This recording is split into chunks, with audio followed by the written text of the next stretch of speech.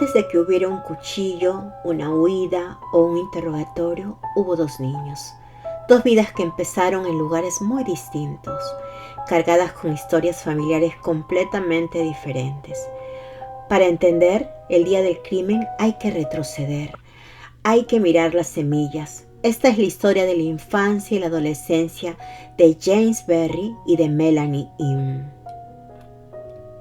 James Berry creció en el cálido abrazo de Lochatchee, Florida. Su infancia fue, por lo que sabemos, la típica de un niño americano en los suburbios. No estaba marcada por grandes tragedias familiares o secretos oscuros. Era lo que mucha gente llamaría normal. Desde pequeño, James mostró una personalidad tranquila y amable. Era el tipo de chico que prefería una tarde de videojuegos con amigos a meterse en problemas. Le encantaba lo sencillo, la sensación del viento al andar en bicicleta, la emoción de un juego nuevo en la computadora, los días de pesca con su familia. Era un hijo cariñoso y un buen estudiante. En la adolescencia, esa bondad natural se consolidó. Sus amigos lo describían como una persona genuinamente buena, un poco tímido, pero con un gran corazón. No era el chico más popular de la escuela, pero sí un gran amigo. Sus pasiones seguían siendo sencillas y sanas. Los deportes acuáticos, las aventuras al aire libre y sobre todo los videojuegos. Los mundos digitales eran su espacio seguro, su lugar para conectar con otros. Era, en muchos sentidos, un joven con los pies en la tierra, navegando los típicos altibajos de crecer, pero con una base familiar estable a su alrededor. Por su parte, la historia de Melanie Im empieza mucho antes de que ella naciera y a miles de kilómetros de distancia. Sus padres eran sobrevivientes. Huyeron del infierno del régimen de los Jeremes Rojos en Camboya, buscando la paz en Estados Unidos. Pero algunas heridas no sanan con solo cambiar de país. El trauma de la guerra y la persecución dejó una huella profunda en su familia, especialmente en su madre.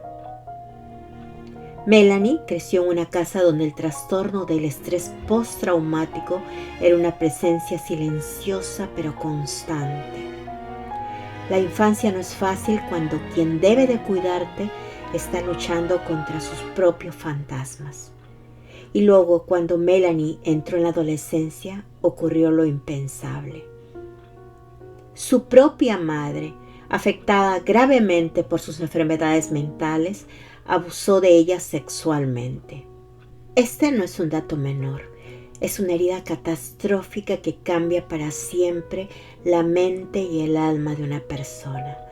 Fue durante estos años tan frágiles, mientras James disfrutaba de su adolescencia relativamente tranquila, que Melanie cargaba con un secreto terrible y un dolor insoportable. No es de extrañar que en la escuela Melanie fuera una chica diferente. La describían como extremadamente tímida, callada y posesiva. Donde James encontraba conexión a través de los juegos, Melanie desarrollaba un apego ansioso. Tenía miedo a perder a las personas. Su mundo emocional era un campo minado. Por un lado, la vulnerabilidad de una niña herida, por el otro, una intensidad que asustaba. Amenazaba con hacerse daño a sí misma si las personas que quería se alejaban. Psicólogos que le evaluaron después hablarían de un trastorno de estrés postraumático complejo y rasgos de trastorno límite de la personalidad, condiciones que a menudo nacen de infancias llenas de trauma y abandono. Pero, ¿cómo se encontraron estos dos mundos tan opuestos? El punto de conexión fue irónicamente el refugio de James, los videojuegos.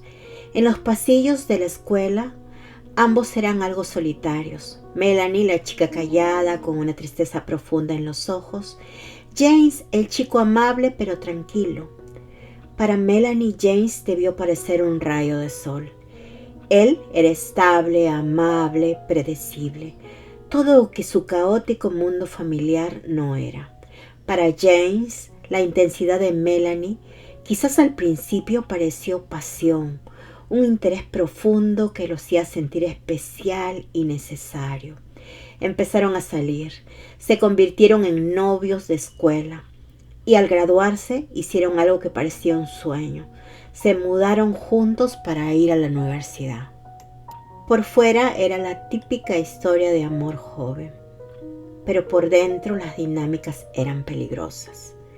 La necesidad desesperada de amor y seguridad de Melanie chocaba con el deseo natural de James de tener su propio espacio y una relación sana. Él era su ancla, pero un ancla no puede ser la única razón por la que un barco flota. Con los años el peso se volvió demasiado. La convivencia no calmó los miedos de Melanie, los hizo más fuertes. Su posesividad, que antes se notaba en la escuela, ahora dominaba su hogar compartido. James, un chico tranquilo que amaba los videojuegos y su espacio, empezó a sentirse atrapado. Cada salida con amigos era un interrogatorio, cada mensaje en el teléfono una sospecha. La presión era insoportable. James, intentando recuperar un poco de aire, le pidió un tiempo. La reacción de Melanie fue aterradora. En medio de una discusión, agarró un cuchillo de la cocina y amenazó con apuñalarse a sí misma si él la dejaba. No era la primera vez que hablaba de hacerse daño, pero ahora había un arma de verdad en sus manos. El mensaje era claro: si me dejas, mi muerte será tu culpa. La familia de Melanie, desesperada, intervino. Viendo la toxicidad de la relación y la inestabilidad de su hija, la enviaron a vivir con unos parientes lejanos a Maryland. La distancia física, pensaron, sería la cura. Y por un tiempo breve funcionó. James respiró, volvió a ser el mismo. Pero el verano del 2016, con el corazón blando y esperando que las cosas hubieran cambiado, le dio otra oportunidad. Fue la decisión de la que no podría arrepentirse. No obstante, la noche del 16 de noviembre del 2016, James llegó a su límite. Sentado en su habitación, probablemente frente a su computadora, usó la aplicación de chat de videojuegos donde solían pasar horas felices para terminar con su pesadilla. Le escribió a Melanie las palabras más definitivas: hace meses que no te amo.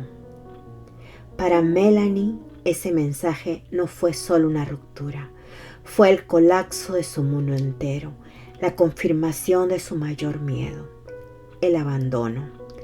La rabia, el dolor y el trauma de toda una vida se mezclaron en una tormenta perfecta. Sin pensarlo, tomó su auto y condujo con el corazón en llamas hacia la casa de James en Florida. Cuando llegó, encontró la puerta trasera entreabierta. Cruzó la cocina y su mirada se fijó en un bloque de cuchillos. Su mano agarró el más grande, un cuchillo de carnicero de 25 centímetros. No era un plan premeditado. Era la consecuencia final de una obsesión que ya no podía contener. James se sorprendió a ver a Melanie entrar a la casa. La discusión estalló y en cuestión de segundos, Melanie clavó la hoja de cuchillo en su cuerpo. 1, 2, 3, 7 veces. En la habitación de al lado, su mejor amigo Jeff se despertó sobresaltado por los golpes y los gritos. James, con las últimas fuerzas de su vida, entró corriendo a la habitación. Jeff lo describe aún hoy. La luz de sus ojos se apagaba mientras gritaba: Jeff, ayuda, por favor, sal de aquí, ayúdame. Luego se desplomó sobre la cama. Jeff Intentó tapar las heridas con sus propias manos, pero la sangre era un río imposible de contener. La madre de James, Nicola, llamó al 911 aterrorizada. James Berry, de 21 años, murió camino al hospital. La vida del chico amable y tranquilo terminó en el asiento trasero de un coche patrulla, usado como ambulancia de urgencia. Melanie huyó. Dejó su teléfono en el patio, manchó su auto con sangre y condujo primero a casa de sus padres y luego hacia el norte.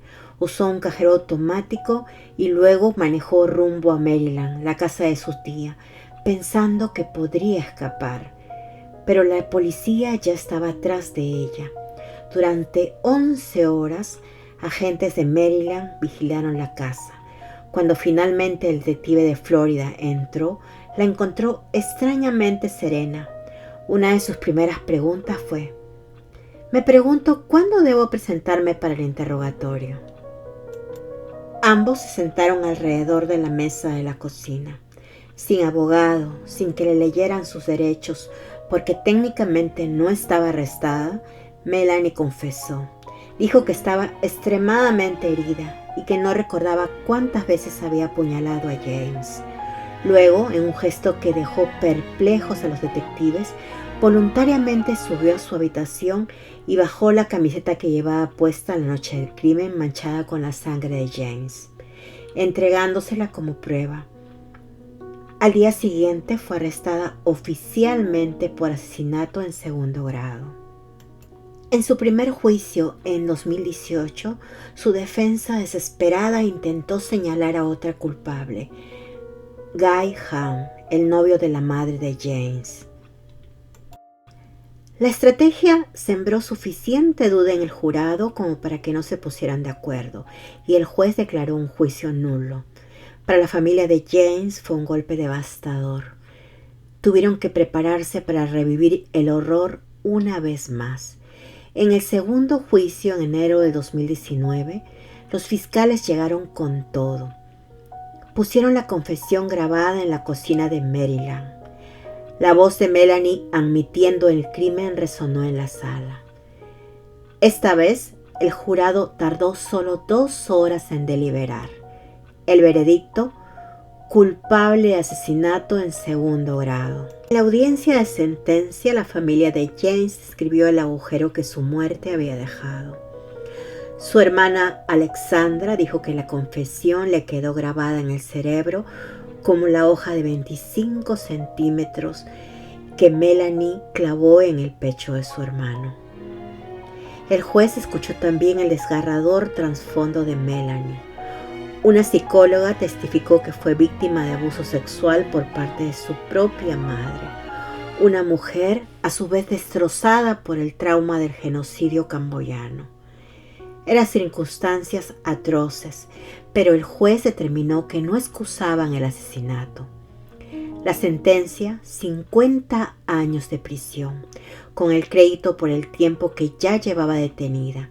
Su fecha de liberación está proyectada para el 2066. Para entonces, Melanie tendrá más de 70 años. James Berry descansa en un cementerio de Florida. Su familia intenta reconstruir una vida alrededor de un recuerdo que siempre tendrá 21 años. Cada aniversario, cada Navidad, lleva la marca de su ausencia. Melanie Inn, según los registros del Departamento de Correcciones de Florida, sigue encarcelada. Cumple su condena de 50 años en una prisión de mujeres. Su vida, desde los 22 años, está definida por muros, rejas y el peso de un acto irreversible. Esta es una tragedia sobre 2 jóvenes heridos. Uno por su incapacidad para poner límites, y otra por su herida que confunde amor con posesión.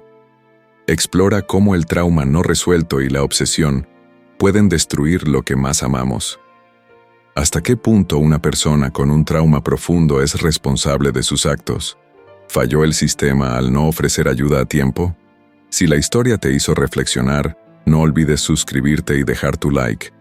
Hasta pronto.